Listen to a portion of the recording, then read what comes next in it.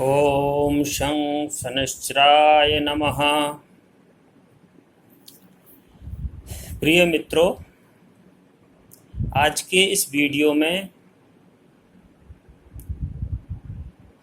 हम शनि की साढ़े साती का व्यक्ति के जीवन पर जो प्रभाव पड़ता है उसके बारे में चर्चा करेंगे। तो सबसे पहले ये जानना जरूरी है कि शनि की साढ़े साती कहते किसे हैं। तो जब व्यक्ति की चंद्र राशि मतलब चंद्रमा जिस राशि में बैठा हो उसको चंद्र राशि कहते हैं। तो जैसे किसी का चंद्रमा मेष राशि में बैठा है तो उसको मेष राशि बोलेंगे, 1 नंबर में बैठा है तो मेष राशि बोलेंगे, 2 में चंद्रमा बैठा हो तो वृष बोलेंगे, 4 में बैठा हो तो कर्क राशि बोलेंगे। इस तरह जो 12 राशियाँ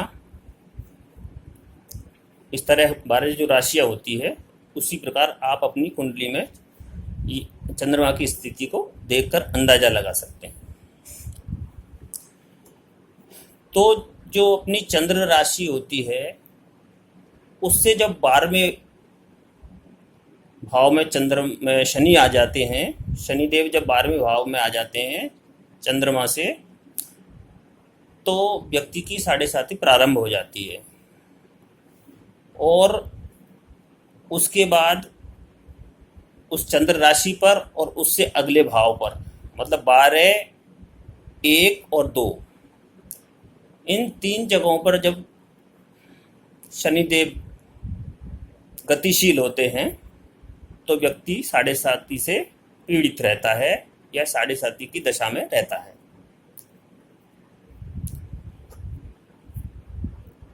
अब साढ़े साती का शनि का जो कार्य है वो पहले मैं आपको समझा देता हूँ। शनि न्याय के देवता हैं और अपने जो शुभ और अशुभ कर्म जो प्रारब्ध के में किए हुए हों या वर्तमान में या कभी जो अपने कर्म किए हैं उसके अनुसार शनि आपको कर्म का फल देते हैं। शनि स्वतः ही कोई फल नहीं देते, वो अपने जो खुद के व्यक्ति के किए हुए कर्म है उसका फल देते हैं। तो 24 जनवरी 2020 से शनि मकर राशि में भ्रमण कर रहे हैं और 28 अप्रैल 2022 तक शनि मकर राशि में रहेंगे। शनि एक भाव में या एक राशि में 2.5 साल तक रहते हैं। तो कुंभ राशि का तो प्रथम चरण चल रहा है, मतलब अभी वर्तमान में, और जो मकर राशि है उसका बीच का चरण चल रहा है और धनु राशि का ये अंतिम चरण चल रहा है। मतलब 2022 अप्रैल के अंदर धनु राशि वालों के तो ये साढ़े साती खत्म हो जाएगी। अब शनि जो है, शनि ग्रह है, एक राशि में 2.5 साल तक रहते हैं और शनि मकर और कुंभ के स्वामी हैं और तुला इनकी उच्च राशि है। अब ये आपको मैं क्लियर करना चाहूँगा कि जन्म पत्री में, जन्म कुंडली में जो गोचर होता है, गोचर को सेकेंडरी मानते हुए और विंशोत्तरी जो दशा होती है, पाराशर ऋषि जिन्होंने 120 साल में व्यक्ति के जीवन को बांट करके और जो विंशोत्तरी दशा सिस्टम बनाया था, जैसे मंगल को 7 वर्ष, चंद्रमा को 10 वर्ष, शनि को 19 वर्ष, शुक्र को 20 वर्ष, ऐसे पाराशर ऋषि ने 120 साल में इसको डिवाइड किया हुआ है। तो मेरे कहने का मतलब ये है कि सबसे पहले जन्मपत्री देखते वक्त विंशुंतरी दशा को देखनी चाहिए कि इसकी कौन सी दशा चल रही है, उसके बाद फिर गोचर पे, फिर उसके बाद कुंडली की और सूक्ष्म जो है अष्टक वर्ग और भी जो नवमांश कुंडली है या उन पर चर्चा बाद में करनी चाहिए। आजकल ज्योतिषी क्या करते हैं, गोचर से ही भविष्यवाणी कर देते हैं, जो पूर्णतः सही नहीं है।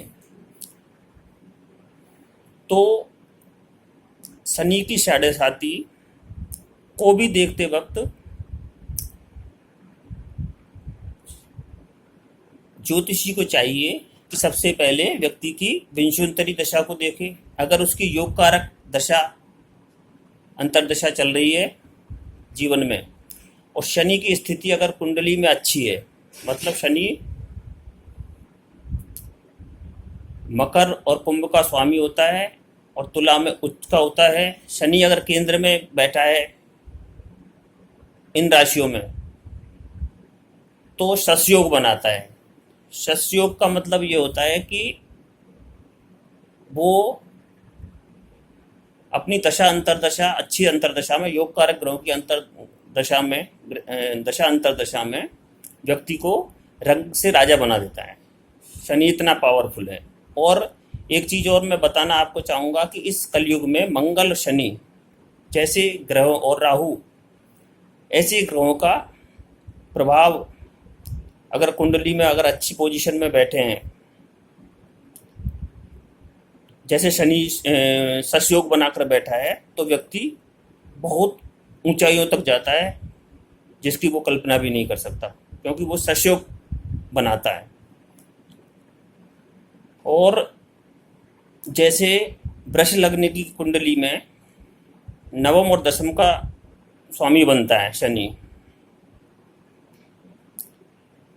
तो ये भी एक योग कारक प्लेनेट हुआ उस लग्न के लिए। इसी प्रकार शनि 3, 6, 10, 11 में बैठने से अच्छा फल देता है, उपचय भाव में अच्छा फल देता है शनि। अब देखना यह है कि शनि की साढ़े साती जो होती है व्यक्ति की, तो सबसे पहले तो व्यक्ति ये देखे कि उसकी विंशुंतरी दशा कौन सी ग्रह की चल रही है। अगर उसकी योग कारक दशा मतलब त्रिकोण भाव के स्वामियों की अगर दशा चल रही है, 1, 5, 9 के स्वामियों की दशा चल रही है, तो वो योग कारक दशा होती है। उसमें शनि की साढ़े साती से व्यक्ति को नहीं घबराना चाहिए। अगर उसकी योग कारक दशा है और शनि की साढ़े साती चलती है, शनि का प्लेसमेंट अच्छा है, 3, 6, 10 में बैठा है, 3, 6, 10, 11 में अगर शनि बैठा है, तो व्यक्ति बहुत ऊंचाइयों तक पहुंच जाता है जिसकी वो कल्पना भी नहीं कर सकता।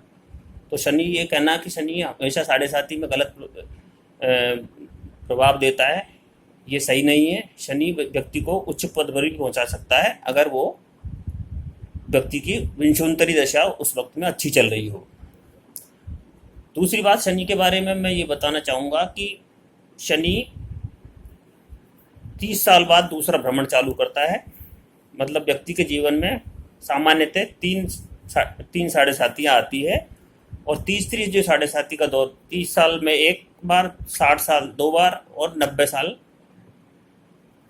क्योंकि शनि को जो पूरे 12 भावों का परिभ्रमण करने में 30 साल लग जाते हैं, इसलिए तीसरी साढ़े साती करीब जो आती है व्यक्ति की, तब वो मरण कारक होती है। अभी ये 24 जनवरी 2020 से 28 अप्रैल 2022 तक कुंभ, मकर और धनु राशि वाले जातक इस साढ़े साती के प्रभाव में चल रहे हैं। तो उन जातकों के लिए जो अगर उनका शनि की स्थिति खराब है या उनकी विंशोत्तरी दशा अच्छी नहीं चल रही है, तो